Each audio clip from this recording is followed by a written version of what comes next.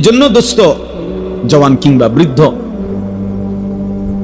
ছেলেরা তোমাদেরকেও বলি, তালেবে ইলম তোমাদেরকেও বলি, আমাকেও বলি, এক চিরন্তন বাস্তবতা, এক অনিবার্য সত্য, এক চূড়ান্ত সত্যের নাম মৃত্যু।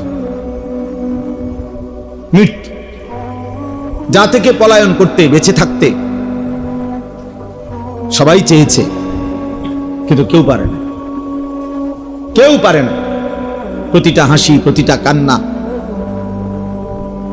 প্রতিটা দুঃখ যন্ত্রণা শেষ পর্যন্ত থামায় দিছে মৃত্যু। ওই কিতাবের মধ্যে একটা আশ্চর্য কথা আছে, সবগুলোই আশ্চর্য। ওই কিতাবে একজন বিশ্ববিখ্যাত ইসলামের ইতিহাসের খলিফা ছিলেন ওমর ইবনে আব্দুল আজিজ রাহমাতুল্লাহ আলাইহি। জগৎ বিখ্যাত ইসলামের ইতিহাসে আল্লাহর নবী সাল্লাল্লাহু আলাইহি সাল্লামের চার খলিফা আবু বকর, ওমর, উসমান, আলী রিদওয়ানুল্লাহি আলাইহিম আজমাইনের পরে, চার খলিফার পরে পৃথিবীতে সবচেয়ে বেশি সফল, মুত্তাকি, জনপ্রিয়, পরিচিত, আল্লাহ ভীরু যেই খলিফা ছিলেন, মুসলিম বাদশাহ, উনি হলেন এই ওমর ইবনে আব্দুল আজিজ। ওনাকে ইসলামের পঞ্চম খলিফা বলা হয়। এলেমে, আমলে, তাকওয়ায়, ফরহেজগারিতে, সর্বগুণে উনি ছিলেন একজন অনন্য, হিম্মতে, সাহসে, সব দিকে ওনার জীবনী অনেক সুন্দর। ওনার রাত দিন, খেলাফতের পূর্বে যখন খলিফা ছিলেন তখন সবসময় উনি শতভাগ তাকওয়ার উপরে ছিলেন, আল্লাহ ভীতির উপরে ছিলেন।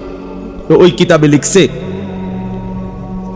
উনি মাঝে মাঝে কবরস্থানে যাইতেন, আর কবরের দিকে তাকাইয়া তো মৃত্যুকে স্মরণ করতেন, আর বলতেন ইয়া মাউতু। শুনেন মনোযোগ দিয়ে, উনি বলতেন ইয়া মাউতু মাযা ফাআলতা বিল আহিব্বা। হে মৃত্যু, হায় তুমি আমার আপনজনদের সাথে কি করলা?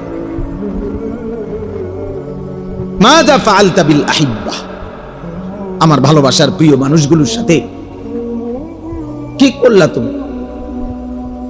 সবগুলো মানুষকে আমার থেকে নিয়ে গেলাম। আইনাল আহবাব, আমার বন্ধুরা কোথায়, আমার সাথীরা কোথায়? এই নিজে নিজে বলতো, আমার ভালোবাসার মানুষগুলো কই? আমার আব্বা আমারে, আমার মনে আছে, হোটেলে বৈশা চামচ দিয়া দিয়ে বুরিন্দা দে ছোট ছোট এগুলো খাওয়াইছে।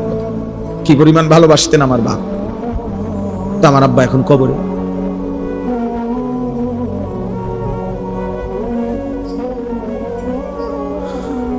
আইনাল আসদিকা, উনি বলতেন আমার বন্ধুরা কোথায়, আমার বন্ধুরা কই?